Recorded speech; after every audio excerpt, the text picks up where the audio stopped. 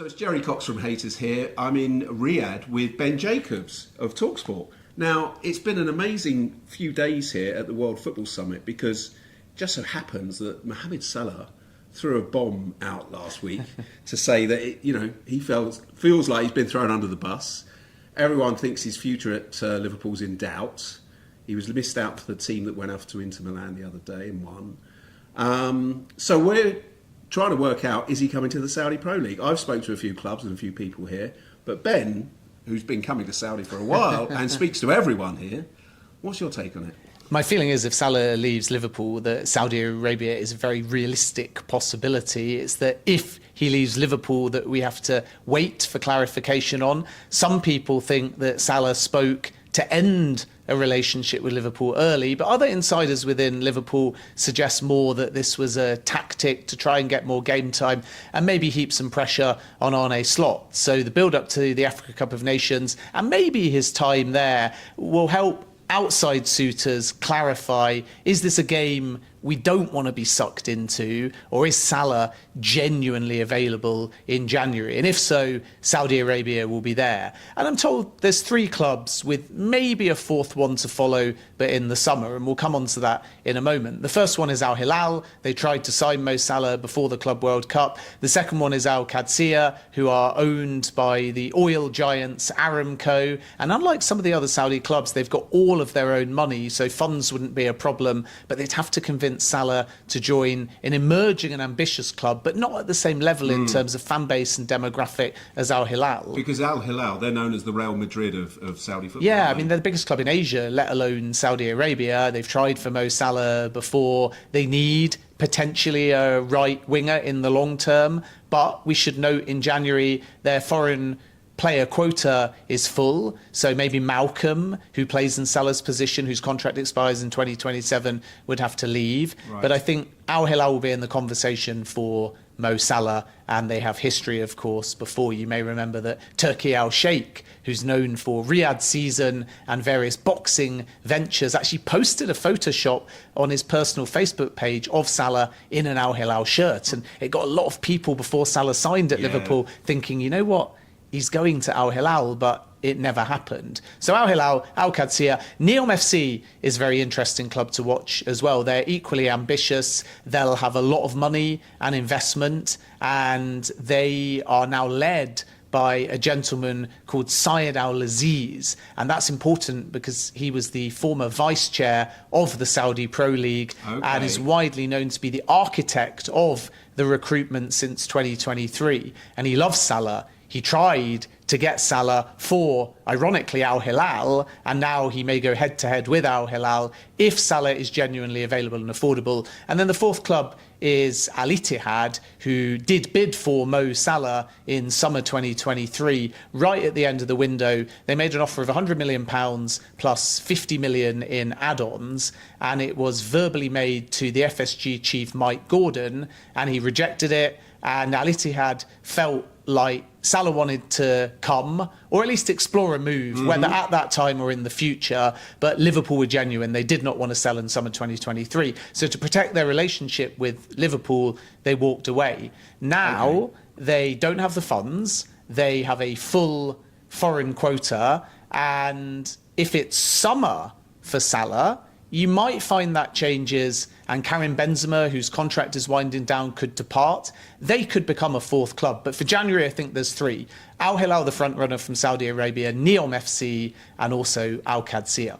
Because, as you say, the funds get refreshed in the summer. There's a central fund for clubs in the Saudi Pro League, and that's topped up yearly. So that could be a situation, perhaps then, that you think maybe more likely next summer is a move. Yeah, so in simple terms, there's a player acquisition centre of excellence, which is known as PACE.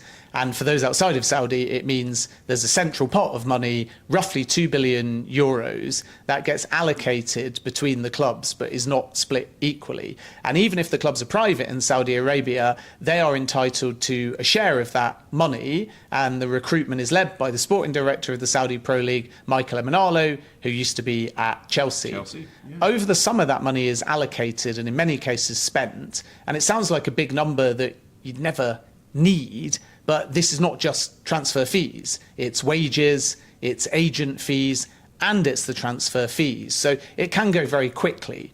And Mo Salah's not going cheaply, is he? No, I mean, Mo Salah could be Cristiano Ronaldo type money, which means if you signed a 3-year contract or more, you need to show an investment on the player side of potentially 600 million euros if it gets as high as Cristiano Ronaldo. And then Liverpool would, of course, expect a transfer fee as well. So the player money from the Ministry of Sport has been allocated. And as a consequence, if a club wanted extra ministry financial support to fund Mo Salah for the good of the league and themselves, in January, that would be very difficult. But some clubs have received their seasonal budget and haven't spent all of it. Okay, so there might be some loose change down the back of the sofa. Yeah, exactly. Some clubs could lose a player and then generate money and squad space. So there is a possibility. Yeah. But when Saudi Pro League officials here at the World Football Summit said Salah's a target, but it's for the clubs, what they meant by that is we're not going to find any extra money in January, but if the clubs can make headway from what they've generated or what they've already been given, there is a possibility this deal could be happened. Or a funder like Aramco, obviously with their own money, they wouldn't have to rely on that central fund. And also to complicate things further, because the financial rules are not the same in Europe. When Neymar joined Al Hilal, it was via support from what's billed as just a private individual. So there is a way of clubs finding a backer.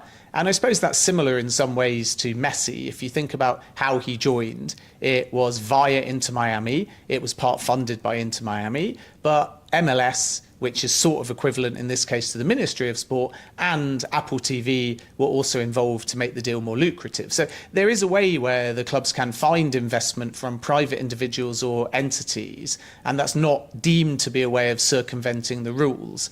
So this is why Al Hilal are kind of seen as the front runners, because they're the right club with the right fan base in the right city, and even though their squad is full at the moment, they have the means to raise the funds, even if they take an unorthodox route. So, you know, the logic is, and the logistics are there that he could arrive here, but would it be universally popular and move here? We spoke to a few people. Overwhelmingly, there was excitement about the prospects of Mo Salah because of his story and his heritage and such a high profile to come here. And then we also spoke to people, Ben Harburg, who's the first foreign owner of a club here. Yeah. He's very anti it. He was saying, well, let's not get players at that end of the age spectrum. Let's go for younger players. You know, we should be looking at Vinicius Junior rather than Mo. So it's not a universal, it's not given that everyone wants to see Mo Salah in the Saudi Pro League, is it? Yeah, I think what you have to understand about the Saudi Pro League is when you have central funding that is not allocated equally, you get certain clubs that like a player for the good of the league, but as the clubs become privatised, you get a fragmentation. And Ben Harburg is very ambitious and a brilliant addition to the Saudi Pro League, and significantly, he's the first ever majority foreign owner. So in many ways, his comments are not about Salah specifically. What he's saying is there is a mismatch between Al Khaloud and their budget and their support, and that rings true, in my opinion, with Al Ittifaq, Steven Gerrard's former club, and also even Al Shabab, who have a rich history, but they weren't one of the PIF clubs, even though they're right here in Riyadh with somewhere up to 20,000 fans. And as you allocate the money unequally, you can fuel the bigger clubs in Saudi Arabia and give them stars, and that's great for them. But Ben's point, I think, is if you take a Salah-shaped budget, it's so big that if you allocate that on infrastructure, if you invest in academy and grassroots, if you spend some of it on developing Saudi talent, and if you buy younger, then the whole league can get a return on investment that benefits all of the clubs. The perspective, I think, when Cristiano Ronaldo joined was his very presence puts eyeballs on the league. So that's a good starting point. But now we're over 2.5 years on from that move, and it gets to the point where some owners in Saudi Arabia, knowing they're more accountable because they're private and not ministry-owned clubs, prefer the money put on almost the less sexy things. Yeah. The type of investment that is safer, is infrastructural, is grassroots, and is more evenly spread between the clubs. Whereas if that €2 billion is ate up by 33% towards Salah over a long-term contract, a fee for Liverpool, agent fees, think how far that could go at a club like Al Khaloud. So if we're saying, is Salah going to be popular in Saudi? Categorically, yes. Is it going to generate excitement and headlines? Yes. Might it generate a return on investment financially, potentially, from a cultural and tourism point of view? Absolutely. Will it raise attendances? 100%. Will he be a poster boy for the Saudi Pro League? Yes. And I don't think Ben Harburg would dispute that. But is it value for money? And is it going to benefit every other club? Probably not, because Salah might turn up, score a hat-trick against Al Khaloud, leave happy, Al Hilal fans celebrate, and Ben Harburg's wondering, for just another 5 million, I could have built a gym, a training centre, and brought 2 strikers, and we might have beaten Al Hilal 4-3. So it's interesting because club owners are starting to challenge the central model, knowing as private owners they're more accountable, and they've got slightly different ideas to the central strategy. Well, and it's interesting because at this moment, today is a year to the day that Saudi Arabia was awarded the World Cup for 2034. So a lot of what we've been hearing about this week from a lot of business, football businesses, clubs and federations all gathered here, 2,500 people, I think, wasn't it, at the World Football Summit. So there's a lot of exploration of what Saudi football is going to look like over the next few years. And that involves infrastructure and, as you say, attendances and all the sort of bringing best practice from the big 5 leagues maybe in Europe and other leagues. So there's still a lot of work to be done, isn't there, to raise the profile and to raise the standards across the board until, you know, Saudi Arabia can have a competitive team at a national level, but the Saudi Pro League can get to that level of the top 5 European leagues, which it's starting to get to with certain levels, isn't it? Yeah. I mean, the overall standard has naturally improved, and wave 1 of that was bringing in older stars. Wave 2 is retention of those stars, which is why Saudi Pro League officials, after Jordan Henderson left Al Ittifaq, are delighted that N'Golo Kante, Karim Benzema have both stayed, and Cristiano Ronaldo has, of course, extended. But the life after Ronaldo phase of the league hinges upon younger players and grassroots development, and also an underrated point that people don't realise until they come to Saudi, which is the Saudi Pro League wants to be a two-way market. So in an ideal world, sending young Saudi players to Europe and having them develop there, maybe bringing them back, but also selling players. So instead of it being about older names come and it might be their last club in Saudi Arabia, deal makers like the idea of having someone that's 23 or under. They do 2-3 years here, they're sold on, and there's a tangible financial return in investment. And in the last window, we saw that in a few instances. Gabri Veiga leaving Saudi Arabia for Porto and a profit being turned. Iki Fernandez making Al Qadsiya something in the region of 20 million euros, even though he hadn't been at the football club for very long. So Saudi Pro League officials have got no shame in losing a player just because they get a big club in Europe coming back for them, because that shows that the value of any player, foreign or Saudi, can rise, not fall. And in order to fulfill that strategy, you can't be overpaying too heavily, otherwise you're never going to make a return on investment. Then we're going to see the infrastructure catch up with the ambition. So everyone talks about the 2034 World Cup, but a more pertinent milestone is the 2027 Asian Cup, because that's actually when a lot of these new World Cup stadiums are going to be constructed and built. You've got the Aramco Stadium, which is going to be Al Qadsiya's new home. You've got the very unique high-rise stadium in the super city of Neom. Other redevelopments are taking place of existing infrastructure. And that's the big thing that's missing, because when these stars rock up, they've got the money, they have the lifestyle, great climate. There are some adaptations needed to things like language in the dressing room for some, culture, training times, games kick off late and all of that. And it can be difficult. I think Ivan Toney struggled to begin with because he was going from morning training to evening training, from 3 o'clock kickoffs at a weekend to 9 o'clock kickoffs, away games he wouldn't get back till 2 in the morning. But that's the stuff that you see. and can be easily adapted to, because eventually it's just your life. Yeah. The harder things are when a player realises after they arrive the gym isn't up to scratch, training facility isn't what they're used to, sports science, injury prevention or recovery are not at the level that they expect from a top 5 league. And overnight you can sign Ronaldo, but overnight you can't build a new training centre, a sports science facility. But what we've seen in the build-up to the 2027 Asian Cup is several clubs adapt. So Jordan Henderson asked for a new gym. It was built in about 5 days. Wow. Al Qadsiya have just opened an astonishing high-performance facility that I think at the moment anyway is the best in Saudi Arabia. So now when a new player walks through the door, they're seeing a window into what will ultimately be the legacy of the 2034 World Cup. And different to other regions that have had World Cups that have focused, if they're more developed, on staging the World Cup and then having an after effect, Saudi Arabia's legacy will almost be a pre-legacy, because what they're trying to do is get a lot of the infrastructure in place early, potentially 5 to 7 years before the World Cup starts.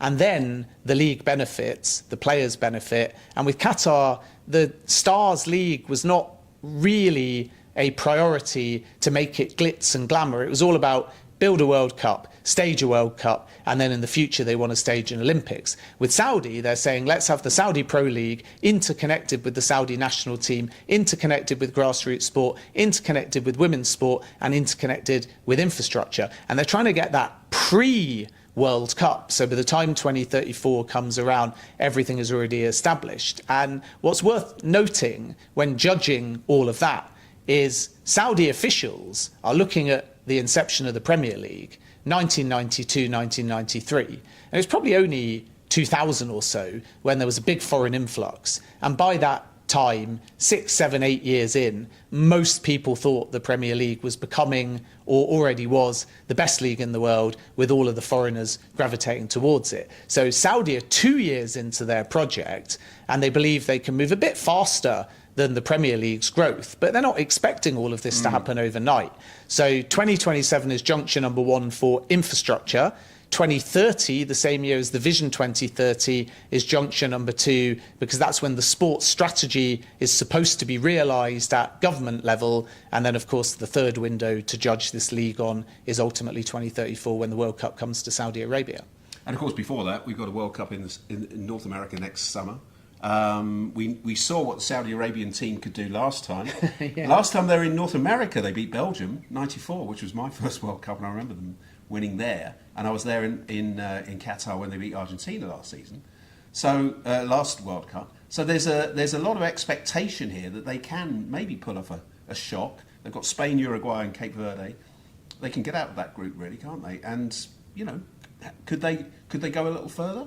I think so. Expanded World Cup as well. You don't necessarily need to do that much to get out of the group, and there's high expectations. Obviously, there's 2 concurrent strategies. One is Saudi now, and one is basically teenagers that they think are going to be ready for the 2034 World Cup. So we can't read that much into this generation of Saudi players, but there's always a Saudi story, usually around a major tournament. I mean, you mentioned Belgium and that World Cup. Omar Almiron scored one of the greatest ever goals, Saudi goals, running through an entire defence. And then, as you allude to, they beat Argentina, who go and win it in Qatar. And I think by being here in Saudi Arabia, you see instantly the football culture and the passion. And you go to a game, Jeddah Derby, 75,000 people. And what they do, which is very different to Europe, it would be unthinkable in England, is because they share a national team stadium or a club stadium, and some of the teams even have 2, like Al Hilal have got their own stadium and then a bigger government national stadium. So when Neymar was unveiled, they went to the bigger stadium. So for the big derbies in Saudi Arabia, which tend to be the attended ones, because we should note some of the Saudi Pro League games don't get good attendances at all, but the big games, they can get up to 75,000 people. And unlike in England or Europe, if Al Ahly are playing Al Ittihad, the visiting side will be given, like a cup final at Wembley, all of the area behind the goal.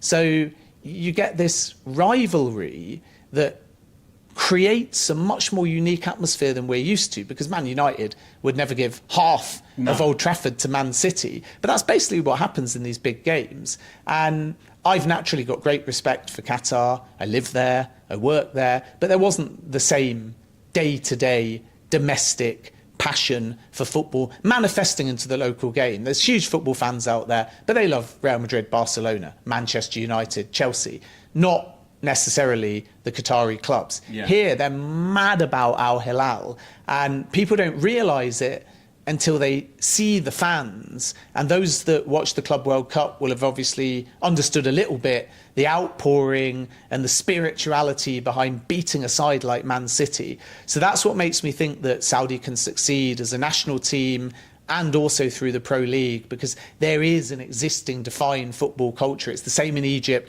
it's the same in Morocco. Saudi's kind of like that. And with a young population, football is the #1 sport, and an ever-improving infrastructure, I think Saudi Arabia at national tournaments will be ones to watch. It probably won't start with this World Cup. They can get out the group. Maybe they can get to a quarter-final. I don't think further than that. But Hervé Renard's come in off the back of Roberto Mancini, not really succeeding, and is filling a bit of a limbo in some ways, because he's very well respected. He's done an excellent job.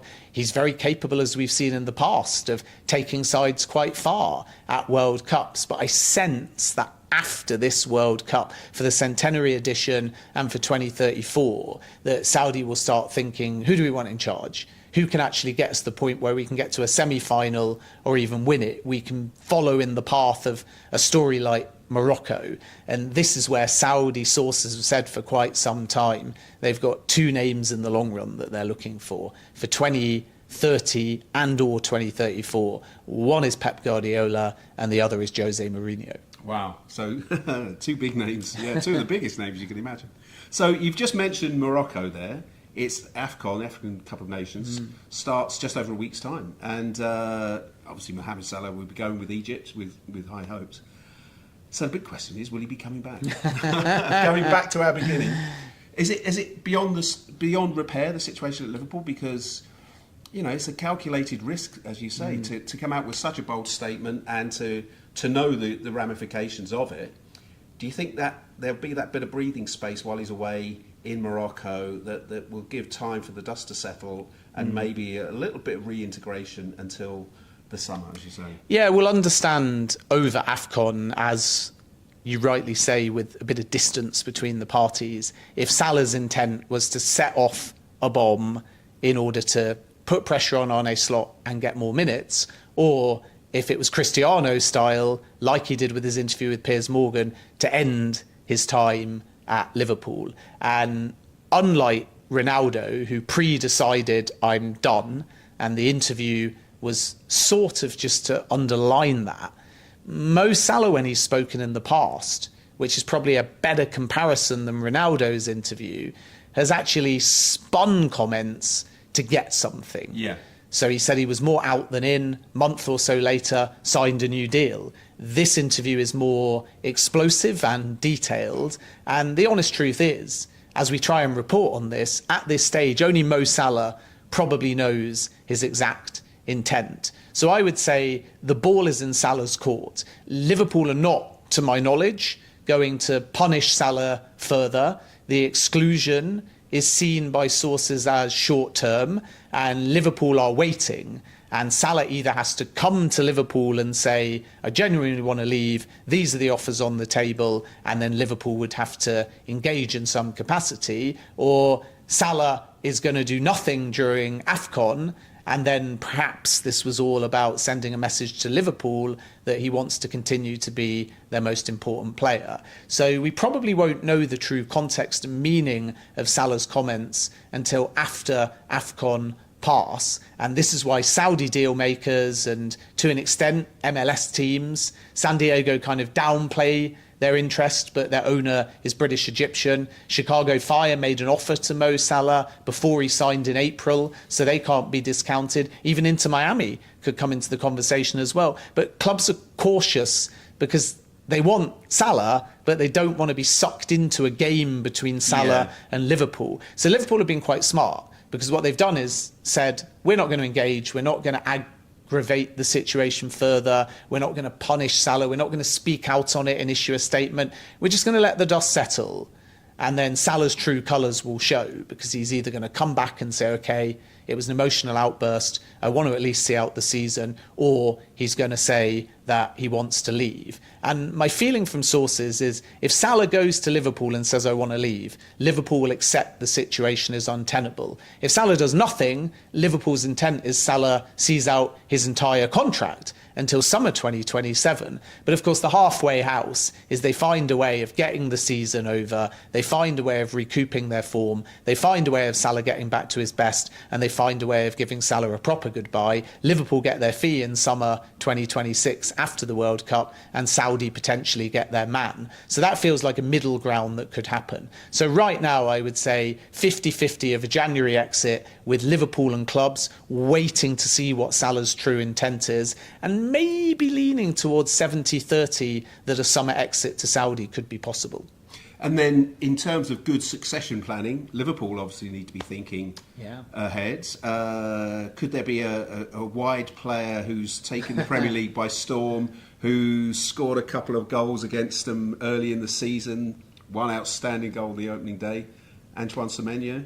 Is that a possibility? Yeah, Antoine Semenyo could move in January. There's a release clause that's active for the first sort of 10 days. So in theory, because he can play on the right or the left, Liverpool could land somebody that, in inverted commas, is a Salah replacement, and that might change the dynamic a little bit. And Liverpool know Semenyo really well because Richard Hughes signed him for Bournemouth. Yeah. There's a 65 million release clause. I'm not so sure it's quite that expensive for the clubs, because I think it's a 65 million deal for Bournemouth, a bit like Isak was 130 for Newcastle, but Liverpool only paid 125 because of a solidarity payment. So it's a little bit complicated, but in essence, 65 or so clause in January that drops, to my understanding, by about 5 million. But in January, you got to trigger it early, otherwise it expires for January, and that's to give Bournemouth time to try and find another player. But what I would say is you've not just got Liverpool and Semenyo. Manchester City are in the market for a wide player, and they want somebody that can operate as a traditional winger but has the output of a forward. And Pep Guardiola, I'm told, feels like Savinho, Jeremy Doku, Oscar Bob, incredible wingers, but they are wingers. And he wants one to come in who will actually give more output to alleviate a little bit of the pressure on Erling Haaland and can contribute with double figures a season in goals. So they could be one to watch. Spurs are serious about Semenyo. Manchester United and Spurs bid for Semenyo over the summer, and although Manchester United are not front runners, they've not totally ended their interest in Semenyo. But I think Manchester United and Arsenal would probably prefer to do that deal in the summer, and they may not have a choice if somebody else triggers the clause. And then whether they enter the fray in January remains to be seen, because it's a big outlay for Manchester United. They could make it work, but they'd be moving forward summer budget. And for Arsenal, obviously, whether he plays on the right or the left, you've got Saka, Madueke, you've got Trossard, Martinelli. Madueke can switch sides, and even Eze can float out the left-hand side. So I think Arsenal would need an outgoing, and I doubt that with Trossard and Martinelli, that's going to happen in January. And then the last point I'd make, which I think is quite crucial in all of this, is just because Semenyo in a hypothetical ended up at Liverpool, that doesn't necessarily mean that Salah is definitively leaving. Maybe Salah looks at it and says there's another player there. Dominic Szoboszlai's already been given time on the right-hand side because he offers more defensive qualities. Perhaps Salah would see that as Liverpool replacing him and push to leave. But from Liverpool's perspective, and this is key, they like to replace before the player goes. Yeah. So if Liverpool got Semenyo in January, they would no doubt welcome Salah staying. So if you think of their strategy, Mamadashvili's come in, Alisson is still there. Kirkus has come in, Andy Robertson is still there. If Semenyo came in, Liverpool's preference would still be Salah is still there. And then slowly you integrate the new names and the younger names and phase out the other ones. Whether Salah stands for that remains to be seen. So if you're a Saudi club and Semenyo was to sign for Liverpool, you're thinking, great, Salah's gone in January, but Liverpool may have a slightly different perspective. Yeah, okay. So, listen, it's all happening. And you've got a little bit of downtime, but the transfer window starts next to no time, so you're going to be busy, aren't you? Yeah, I mean, it won't be as crazy as last summer, maybe famous last words. I think Harry Kane has got a release clause in January that if you want him in the summer, you have to trigger it in January, but Kane is intimating he doesn't want to move. Semenyo could go, but it probably won't be that surprising because it has to happen early in the window. So I'm sure we'll get a few twists and turns. Man United might choose to escalate the pursuit of a midfielder in January rather than the summer. Back to Baleba or not? Baleba or Adam Wharton or Elliot Anderson, but they're all for the summer. But you've got a few market opportunities like Conor Gallagher that might be available mid-season because maybe he wants more minutes compared to Atleti in order to make a push for Thomas Tuchel's World Cup squad. And, you know, Manchester United would perhaps like the idea of having a loan if Atleti sanctioned that. It's not a given. In the summer, Atleti rejected a loan and said they'll only sell Gallagher. But if they change their mind, Man United could have a try before they buy for Gallagher and then still send him back to Atleti and go for two other midfielders in the summer. And then, of course, we should keep an eye on Joshua Zirkzee and Kobbie Mainoo because both, depending on what happens with AFCON and if they get opportunities over the festive period, they might be persuaded to stay. But as of now, heading into the festive fixtures and before AFCON, Mainoo wants more game time, Zirkzee wants more game time, so we should keep a very close eye on the futures of those two. And then I can tell you that West Ham, to back Nuno, want a number 9 target man. Zirkzee's one of the players they like. Okay. They want a midfielder. They want a defender. Tottenham want another attacker. We'll wait and see whether that happens now or in the summer. But January is a seller's market, and you either have to overpay or you have to convince players that maybe would prefer to wait until after the World Cup to make a move mid-season, which can be quite unsettling. So Elliot Anderson could be given the best offer in the world. Mark Gahey, who of course will be a free agent in the summer, is going to be heavily linked with Liverpool and other clubs. But maybe those two players say, in the summer we can take our pick of clubs. Why move mid-season when they're both playing well and they're both likely to be integral parts of Thomas Tuchel's squad? Yeah, so lots to come. Keep watching this space and we'll be back with Ben. Let's say middle of January, see how it's working out, shall we? Depends how exhausted I am, depends how hard I have to work, but always a pleasure coming on. Pleasure to have you. Thanks for your time. Thanks a lot.